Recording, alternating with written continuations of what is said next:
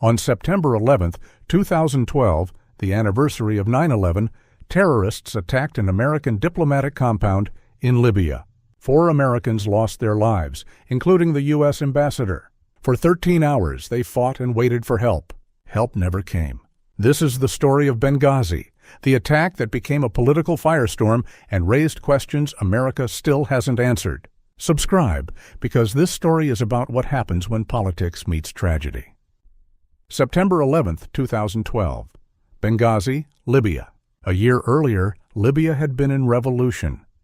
Muammar Gaddafi, the dictator who had ruled for 42 years, was overthrown and killed with American help. NATO aircraft bombed his forces. The rebels won. Libya was supposed to be a success story. A brutal dictator removed, a new democracy emerging, proof that American intervention could work. But Libya was falling apart. The new government was weak. Militias controlled the streets. Weapons from Gaddafi's arsenals flooded the black market. Extremist groups, including al-Qaeda affiliates, were growing stronger. Benghazi, Libya's second-largest city, was especially dangerous. In the months before September 11th, there had been multiple attacks on Western targets in Benghazi. The British ambassador survived an assassination attempt. The Red Cross was bombed. Other diplomatic missions had evacuated. The Americans stayed. The U.S. maintained 2 facilities in Benghazi. The first was the Special Mission Compound, a diplomatic facility where Ambassador Chris Stevens was staying. It wasn't a full embassy or even an official consulate. It was a temporary mission, lightly fortified, protected by a small Libyan guard force and a handful of American security officers. About a mile away was the CIA Annex, a secret facility where CIA officers conducted operations. This was more heavily defended, with trained security contractors, former special operators who knew how to fight. On the night of September 11th, Ambassador Stevens was in Benghazi to meet with local officials and oversee plans for a new cultural center. He had concerns about security. Cables from his embassy in Tripoli had requested additional protection multiple times. The requests were denied. Stevens was one of America's most experienced diplomats in the Arab world. He spoke Arabic fluently. He had supported the Libyan revolution from the beginning, coordinating with rebel leaders while Gaddafi was still in power. He believed in the mission. He believed in Libya. It would cost him his life. At approximately 9:40 p.m. local time, the attack began. Armed men, later identified as members of Ansar al-Sharia, a local Islamist militia with ties to al-Qaeda, gathered outside the compound. They were carrying AK-47s, RPGs, and heavy machine guns. The Libyan guards fled almost immediately. They were outgunned and wanted no part of what was coming. The attackers breached the main gate and swarmed into the compound. Inside the main building, Ambassador Stevens was with Sean Smith, an information management officer and 10-year veteran of the State Department, and a diplomatic security agent named Scott Strickland. When the attack began, Strickland moved Stevens and Smith to a fortified safe haven within the building. It was a reinforced room designed to withstand assault until help arrived. But the attackers didn't try to breach the safe haven. They did something worse. They set the building on fire. Diesel fuel was poured around the structure. Flames spread rapidly. Thick black smoke filled every room, including the safe haven. Strickland tried to lead Stevens and Smith to a bathroom with a window, hoping to find breathable air.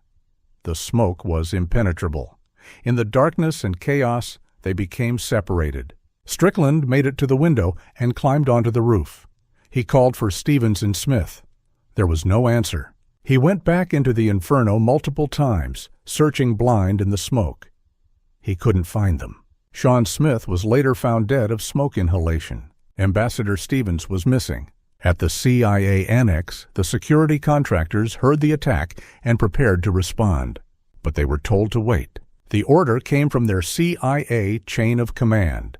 The reason, according to later accounts, the situation was unclear, and rushing in might make things worse. Maybe negotiations could resolve it. Maybe the Libyan government would send help. The contractors, Tyrone Woods, Glenn Doherty, and others, were furious. Americans were under attack a mile away. Every minute of delay was a minute Stevens and Smith might be dying.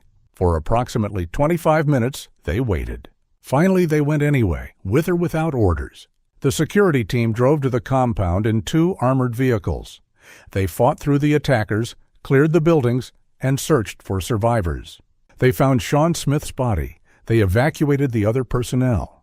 But Ambassador Stevens was still missing. The team searched the burning buildings again and again. The smoke was too thick. Stevens was nowhere to be found. With ammunition running low and more attackers arriving, the team made the agonizing decision to withdraw to the CIA annex. They left without the ambassador. Back in Washington, the situation was being monitored in real time. At the State Department, officials watched drone footage of the burning compound.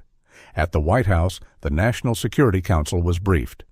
President Obama was informed, but military assets were hours away. There were no aircraft carriers in the Mediterranean close enough to launch fighters. There were no rapid response forces positioned to reach Benghazi in time. The nearest combat aircraft were in Italy, and they had no refueling support to reach Libya. This would become a major point of controversy. Why wasn't the military better positioned? Why wasn't there a rescue force ready? The answers involved budget cuts, strategic priorities, and the assumption that Libya was stable enough not to need constant military coverage. Those assumptions proved deadly. At the CIA annex, the defenders prepared for the next assault. Tyrone Woods, a former Navy SEAL with multiple combat deployments, took charge of the defense. The annex had better fortifications than the diplomatic compound, but it was still vulnerable. Throughout the night, sporadic gunfire hit the facility. The defenders waited for an attack they knew was coming, and they waited for help that wasn't coming. Multiple times during the night, requests for military support were made through various channels. A drone was repositioned to observe the annex. Surveillance continued, but no combat aircraft were launched. No rescue force was dispatched. The military assets that could have made a difference were never sent. The reasons remain disputed. Some say there wasn't time. Others say bureaucratic caution and unclear chains of command caused paralysis. Still others believe political considerations influenced the decision. What's certain is this: the defenders at the annex fought alone. At approximately 5:15 a.m., nearly 8 hours after the attack began, the final assault came. Mortar rounds began landing on the CIA annex. The attackers had brought heavier weapons and better aim. Tyrone Woods was on the roof manning a machine gun position. A mortar round landed nearby. Shrapnel tore through his body. Glenn Doherty, another former SEAL who had arrived from Tripoli as part of a small reinforcement team, was hit by the same barrage. Both men died on that rooftop defending their fellow Americans.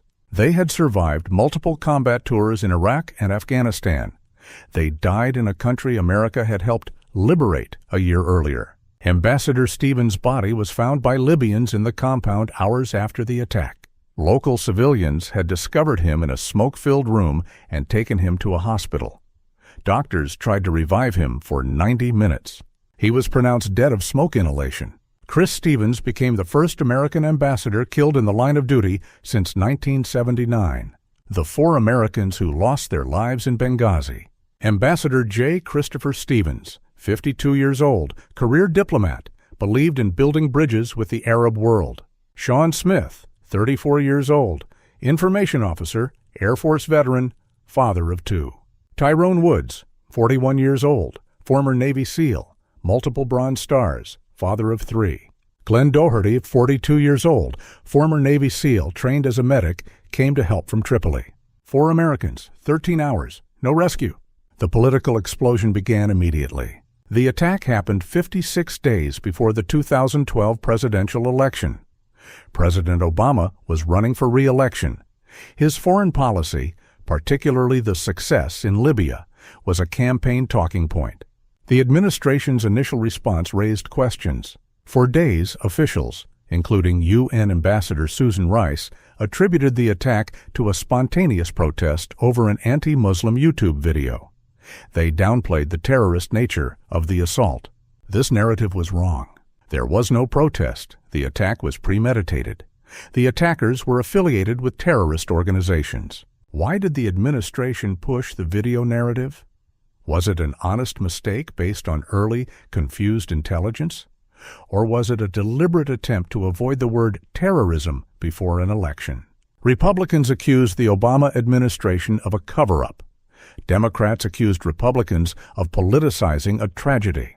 The truth became secondary to the political battle. Congressional investigations consumed years. There were at least 10 investigations by various committees. Thousands of documents were reviewed. Hundreds of witnesses testified. The investigations confirmed several things. Security at the Benghazi compound was inadequate. Requests for additional resources had been denied. The military had no forces positioned to respond quickly to a crisis in Libya. This was a systemic failure, not a decision made on the night of the attack. The initial public statements attributing the attack to a video protest were incorrect and should have been corrected sooner. But the investigations also became deeply partisan. Republicans focused on Hillary Clinton, who was Secretary of State during the attack. Her handling of Benghazi and her use of a private email server for official business, which came to light during the investigation, would follow her into the 2016 presidential campaign. The families of the 4 Americans wanted answers. Instead, they got politics. What really happened? The evidence suggests a premeditated terrorist attack by Ansar al-Sharia, possibly with help from other extremist groups. The attackers exploited the anniversary of 9/11 and the weak security at the compound. The military's inability to respond quickly was real. There simply weren't assets close enough to arrive in time. The decisions made in Washington were hampered by confusion, distance, and the fog of war. The video narrative was a mistake, probably driven by early CIA assessments that were later revised, combined with political caution during an election season. But there's no evidence of a deliberate stand-down order. No evidence that help was intentionally withheld to let Americans die. No evidence of the darkest conspiracy theories. The truth is bad enough without embellishment. 4 Americans were in a dangerous place without adequate protection, and when the attack came, no one could save them. That's a failure. It just may not be the kind of failure that makes for good political attack ads. What are the lessons of Benghazi? First, security matters. The repeated requests for additional protection should have been heeded. The compound was a soft target in a dangerous city. Second, positioning matters. The military can't be everywhere, but high-risk diplomatic facilities need response options. Benghazi exposed gaps in how America protects its people abroad. Third, honesty matters. The initial messaging around the attack damaged credibility and fueled conspiracy theories. When the facts were still unclear, officials should have said so. Fourth, politics corrupts everything. Both parties used Benghazi for political advantage. The families of the fallen became props in a larger battle.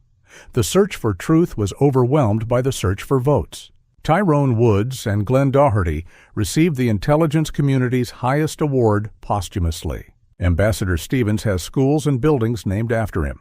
Sean Smith is remembered by his online gaming community where he was a respected leader. But awards and memorials don't bring them back. They don't answer the questions their families still ask. They don't explain why 4 Americans died in a country they helped free. Benghazi became a symbol, but a symbol of what depends on who you ask. For Republicans, it symbolizes Obama administration incompetence and cover-up. For Democrats, it symbolizes Republican witch hunts and politicization. For the families, it symbolizes loss. For the military and intelligence community, it symbolizes the risks of operating in dangerous places with limited resources. For America, it should symbolize the need for honesty, accountability, and the protection of those who serve overseas. But mostly, it's become a political football, kicked back and forth, the 4 Americans who died increasingly forgotten amid the noise. September 11, 2012. 13 hours, 4 Americans, 0 rescue. This is the story of Benghazi, not the political talking points, not the conspiracy theories. Just what happened, as best we know it. Chris Stevens believed in diplomacy. Sean Smith believed in service. Tyrone Woods and Glenn Doherty believed in never leaving Americans behind. They deserved better than they got in Benghazi and in the years since. Subscribe for more stories of American sacrifice. Share this video so the four are remembered as people, not politics. Comment, what do you think really happened? This video is for Chris, Sean, Tyrone, and Glenn. They served their country. They deserve to come home.